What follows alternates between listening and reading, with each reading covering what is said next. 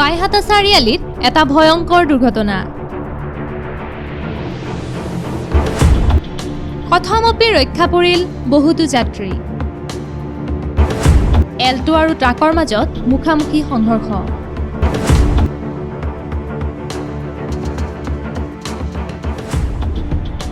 বুধবাৰে বাইহাটা চাৰিআলিত এক ভয়ংকৰ পথ দুৰ্ঘটনাৰ পৰা কথমপি ৰক্ষা পৰিল বহুতো যাত্ৰী।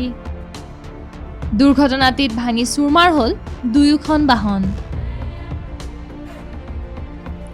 তেজপুৰৰ পৰা গুৱাহাটী অভিমুখে আহি আছিল এই যাত্ৰীবাহী বাছখন আৰু হঠাৎ এখন ট্ৰাকৰ লগত মুখামুখি সংঘৰ্ষ হয়। এই দুৰ্ঘটনাটোত কোনো লোক নিহত হোৱা নাই যদিও বহুতো লোক আহত হৈছে। ইতিমধ্যে আহত লোকসকলক চিকিৎসালয়লৈ প্ৰেৰণ কৰা হৈছে।